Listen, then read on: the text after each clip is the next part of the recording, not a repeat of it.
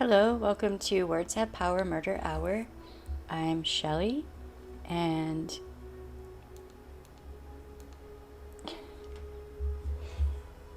this is another, I guess, kind of terminology video.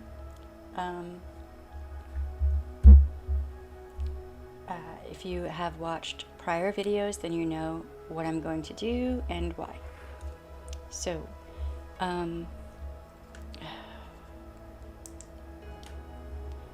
So today I have this liner on. It's actually red, not orange.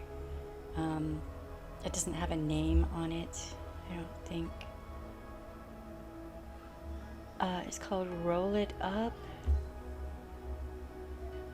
Auto Lip Liner. But I don't see what brand it is. The print is way too small for me to read it. And I have this lipstick on. It's Milani Best Red, and it is the perfect red. I love this lipstick. I wear it all the time, and I'm wearing it today because I can, and because I want to. And thankfully, I will have no one yell at me over it.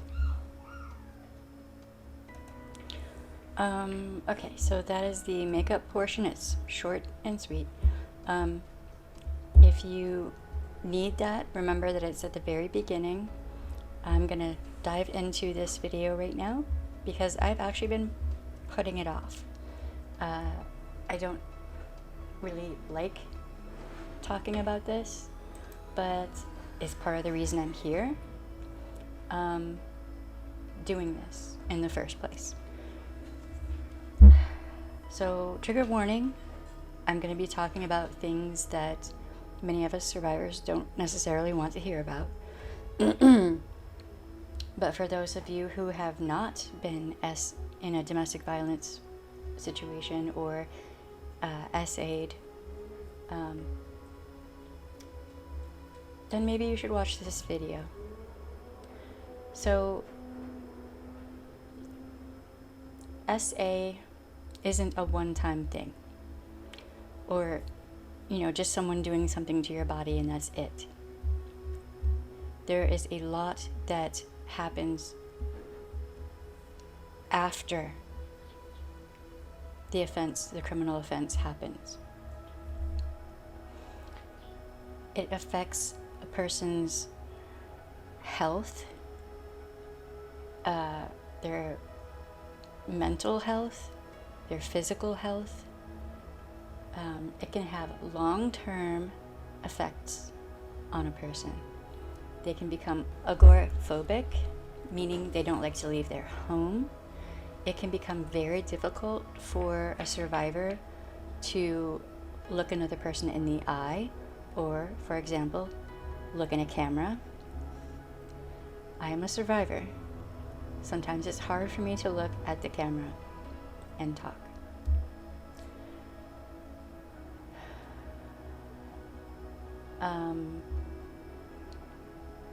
To help me through this, I'm going to read from a few pages on the internet that I found. This is from webmd.com.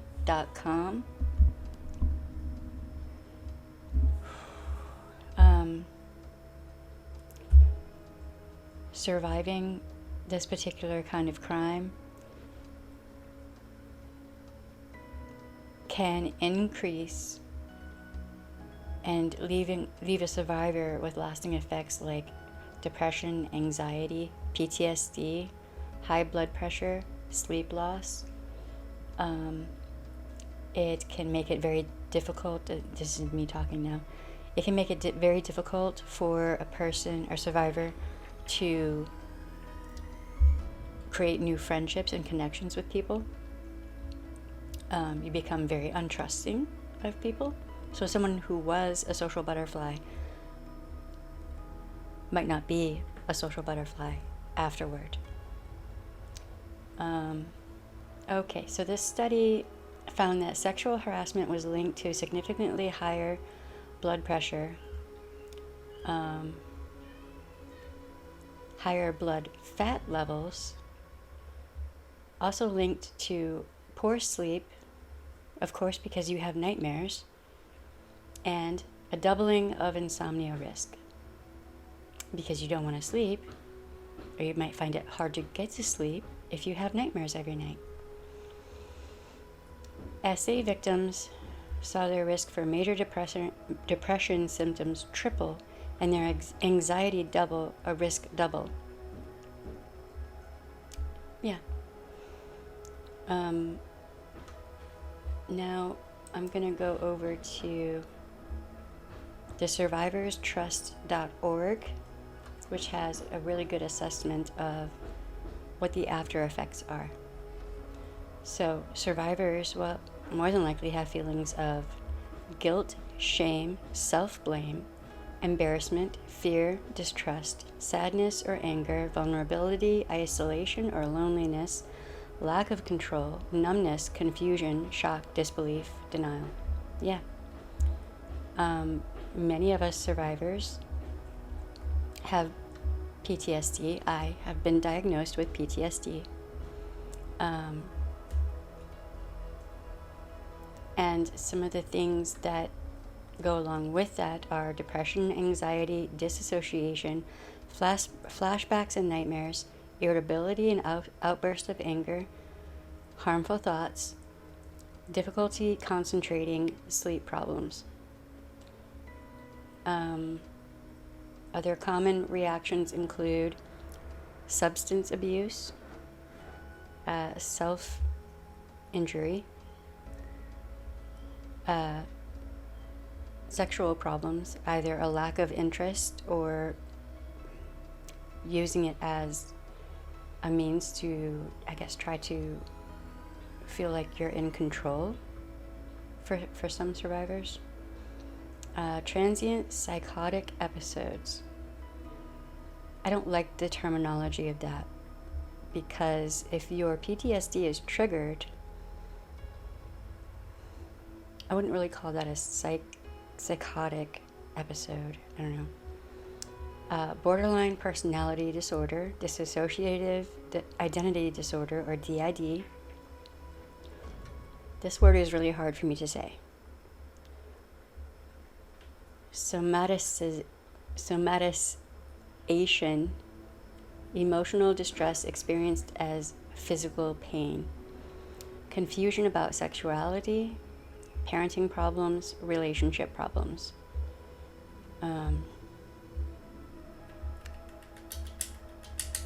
My cat is over here itching. Okay. So with the PTSD, a lot of survivors also might have things occur that they didn't have before. For example, I was diagnosed as having OCD, but it's trauma-related OCD.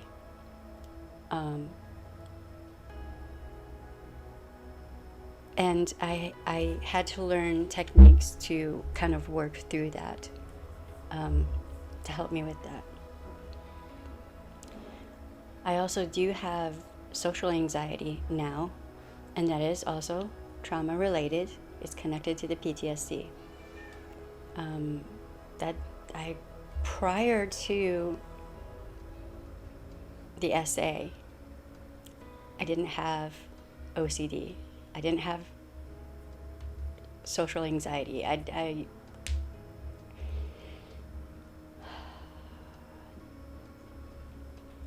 was not agoraphobic, but to a degree I am now. I had no problem prior to the SA looking people in the eye, looking directly in a camera, meeting new people. I back in the day, I would make friends in a checkout line in a grocery store, some of which I'm still friends with.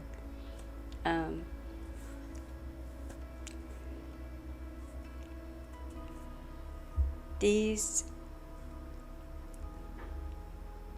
psychological issues that I am dealing with only came about because someone decided my free will didn't matter. My choice didn't matter. Getting consent from me didn't matter. It was all about control. It was all about taking what was wanted without any thought or consideration to how that would make me feel. And it has been a long, hard road healing from that. So, a lot of time, victims are harmed by people they know. In domestic violence, a lot of the time, SA will be part of that.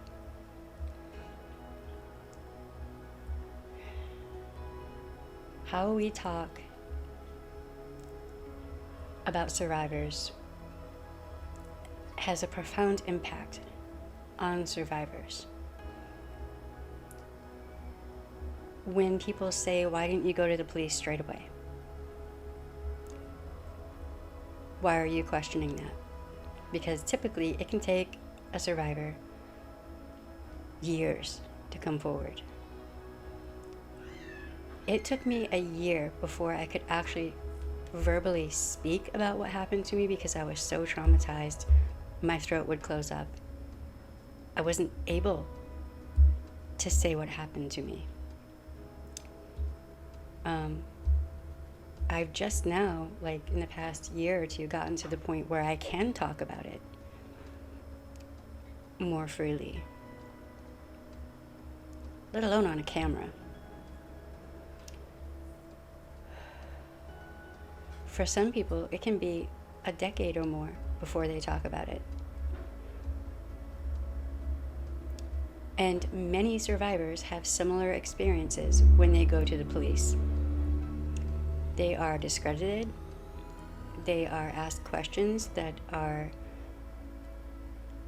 re-victimizing and actually irrelevant.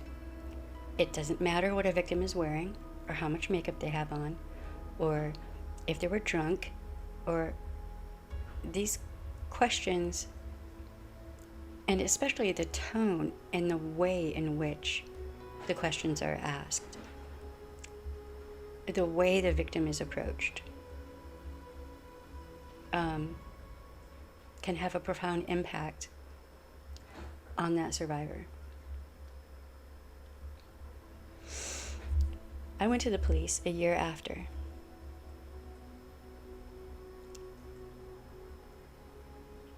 And they did nothing. I had a doctor who offered to be a witness for me. 2 of her nurses offered to be witnesses for me. I gave the contact information to the police and told them to call the doctor and the nurses. They didn't see a point in that,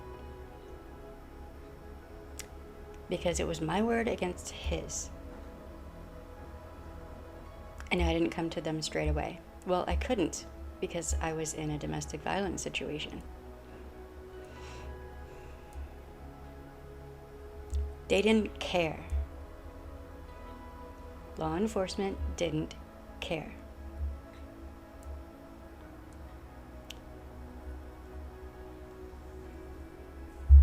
And that is a large part of the reason why a lot of survivors don't come forward straight away, because women know how law enforcement treats victims of SA. And male victims, they know it's going to be even worse for them. They might even be laughed out of a police department if they come forward. So SA is one of the few crimes where the victim is to blame, which isn't true. If you have been SAed, it is not your fault. You did not deserve it. you did nothing wrong.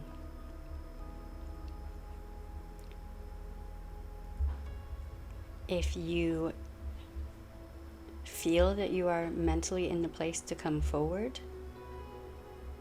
I actually spoke with a local victims advocate, and her suggestion was calling a victims advocacy group first and requesting a victims advocate to come be there with you when you contact law enforcement and to go to the hospital with you. You can call the National Domestic Violence Hotline. You can call RAINN, RAINN. There are a lot of resources out there. Now it's a lot better than it was for me back in the day. You're not alone. You might feel like you're completely alone and there's no one there for you, but you're not. And to those people who ask the ridiculous questions and say the profoundly idiotic things, like Brock Turner's father, why should his life be destroyed for 15 minutes of action? Wasn't that what he said?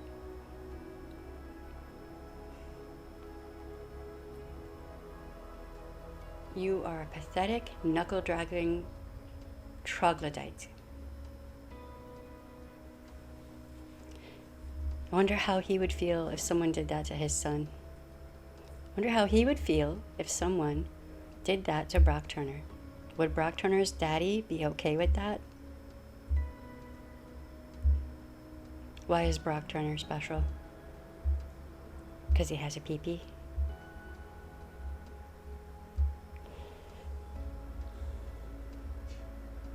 And there are so many others.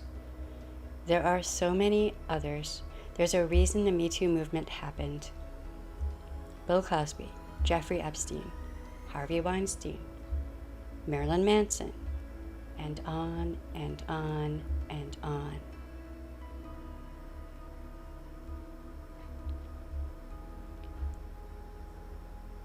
This culture takes the war on drugs with more seriousness, importance, care, thought, consideration than the well-being and lives of women and children and men.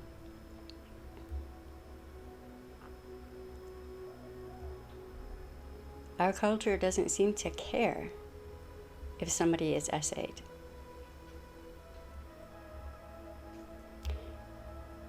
Is this civilization really civilized?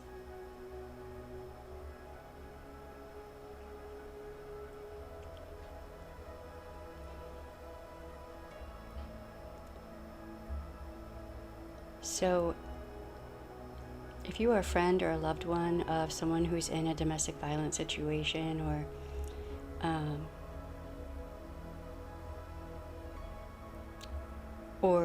who was outgoing but has suddenly changed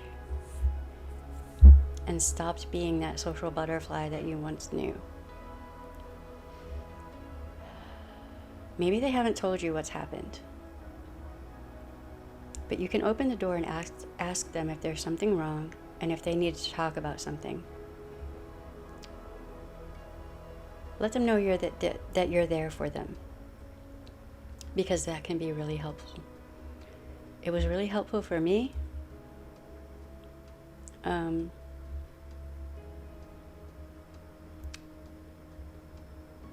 Reaching out and talking with the National Domestic Violence Hotline helped me. They helped me get in touch with a counselor and a therapist. You can heal from this. It is hard, but therapy helps tremendously. And I don't know you, never met you, but I love you. And you'll be okay. Because there are a lot of us. There are so many of us who can say me too. All right, I'm gonna end this one now because construction. All right, I'll be back with more videos. Bye. Hello. If you have enjoyed this video, and if you're enjoying my channel, then please like, subscribe, share, follow, ring the bell, and hit all. Comment, all of the above. It all helps with the algorithm to get the videos up so that people who need them can see them. And that's the whole point of what I'm doing. Thank you, and have a good day, night, or whatever. Bye. See you later.